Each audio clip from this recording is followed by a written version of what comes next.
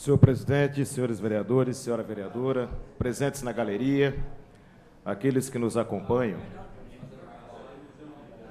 eu vou me dirigir especificamente à população de Bauru, à população da região, porque a tribuna da Câmara é um instrumento que nos permite dialogar com bastante clareza com a população. A discussão e votação do projeto de lei que apresentei, objetivando regulamentar a abertura do comércio aos domingos em Bauru, revelou a falta de escrúpulos e a cretinice de uma suposta elite da cidade de Bauru, a começar pelos representantes do Sindicato do Comércio Varejista, o Sincomércio, o CDL, a Associação das Empresas do Calçadão, o Sindipam, a direção do Bauru Shopping, os sindicatos do Comércio Varejista e Derivado de Petróleo, a Associação Comercial e Industrial de Bauru-Iacibe e a Associação de Supermercado Aspas, organizações que representam o patronato.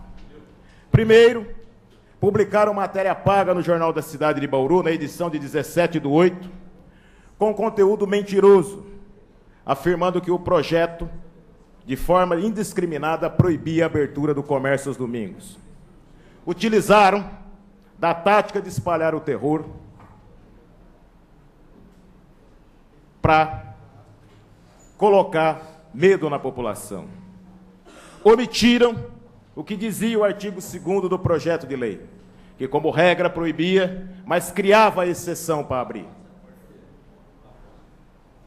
Eles sabiam o que estavam fazendo.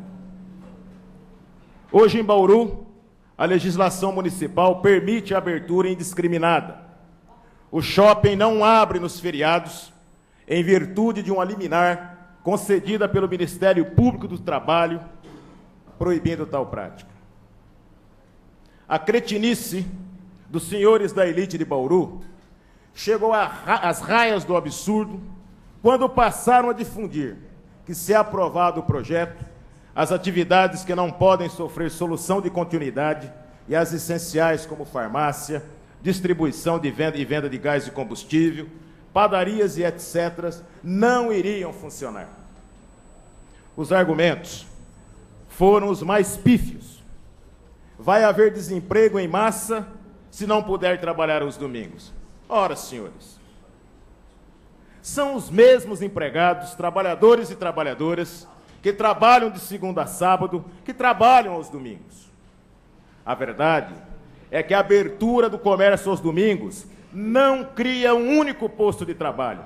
Ao contrário, fecha postos de trabalho, porque os comerciários são vítimas de uma fraude chamada banco de horas, e o banco de horas retira postos de trabalho. Outra fraude, o comércio dos bairros. Os comércios do bairro é constituído, em sua grande maioria, por pequenas empresas familiares, onde não existe a relação patrão e empregado, pois quem trabalha é o proprietário e seus familiares. Esse comércio acaba sendo atingido diretamente pela concorrência desleal das grandes redes de supermercados e magazines. E mais, esse fato revelou algo muito importante nessa cidade. E agora eu peço licença aos profissionais do Jornal da Cidade para fazer uma crítica direta ao jornal e à sua direção. O pior papel nessa história, quem cumpriu, foi o Jornal da Cidade. Na segunda-feira, 16/8, fraudando o direito do leitor em receber a informação correta, publicou matéria omitindo informações e com conteúdo totalmente favorável à abertura indiscriminada do comércio. E mais, ainda na mesma edição, na coluna Entre Linhas, de responsabilidade dos donos do jornal, gastaram tintas para ampliar e fraudar a verdade dos fatos. Esse jornal é um dos poucos jornais do interior do estado que não tem o editorial, que é por onde a direção do jornal, os proprietários do jornal, divulgam e tornam pública a sua opinião. Nesse caso, e aí dialogando com a população, nós temos que explicar que a liberdade de informação não é simplesmente a liberdade do dono da empresa jornalística ou do jornalística, como ensina José Afonso Silva.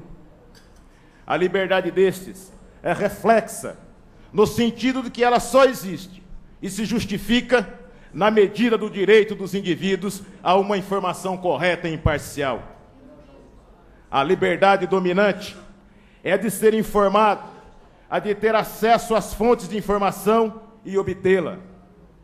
O dono da empresa e o jornalista têm um direito fundamental de exercer a sua atividade, sua missão, mas especialmente têm um dever: reconhecer-lhes o direito de informar ao público os acontecimentos e as ideias, mas sobre eles incide o dever de informar a coletividade de tais acontecimentos e ideias objetivamente, sem alterar-lhes a verdade ou esvaziar-lhe o sentido original. Do contrário, não se terá informação, mas deformação. Os jornalistas e as empresas jornalísticas reclamam mais seu direito do que cumprem os seus deveres, a pretexto de informar. Infelizmente, o Jornal da Cidade escancarou sem disfarce os seus compromissos, seus interesses, e contribuiu para a prática de um dos maiores embustes de má-fé já visto na cidade de Bauru. Pagaram a conta aos seus anunciantes. Nós estamos registrando isso aqui, porque o que nós vimos na cidade de Bauru, nesses últimos dias, independente da opinião e da convicção de cada pessoa sobre o tema, é que as pessoas precisam ter direito à informação. Sem a informação, ninguém constrói opinião. E se discute democracia nesse país. Não há ninguém mais nesse país do que os velhos militantes históricos que defenderam o fim da censura, defenderam a liberdade de expressão, defenderam a liberdade de opinião. Mas a liberdade de expressão, a liberdade de opinião, o direito à informação, está sob o controle de quem? Está sob o controle do poder econômico, que manipula 24 horas por dias, as informações que chegam à população. Portanto, esse debate tem que fazer com clareza, tem que fazer com serenidade, tem que fazer com tranquilidade.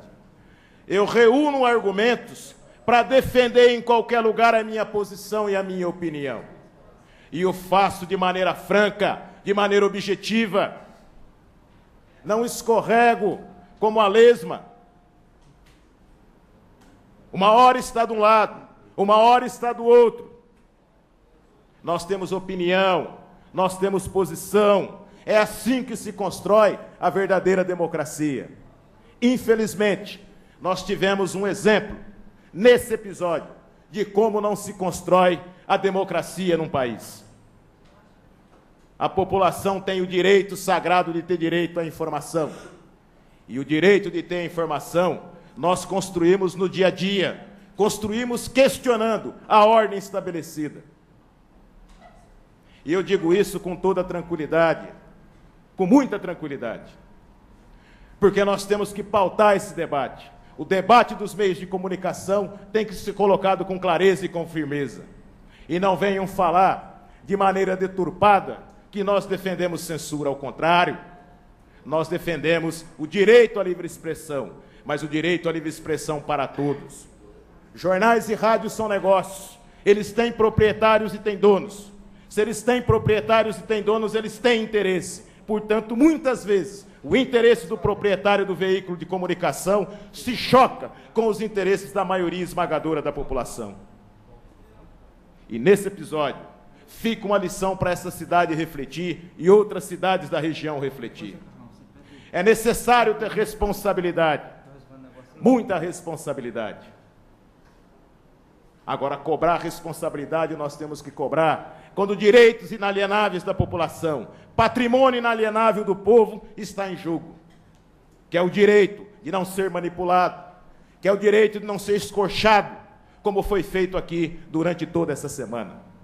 Por isso, senhor presidente, eu teria e tenho e faço dessa tribuna esse esclarecimento para prestar conta à população de Bauru e de região, porque ela foi vilmente manipulada mal informada no conjunto dos debates que se deram aqui nessa casa e nos momentos que antecederam discussão tão séria que leva em conta o interesse de mais de 80 mil trabalhadores e trabalhadoras dessa cidade. Muito obrigado, senhor presidente.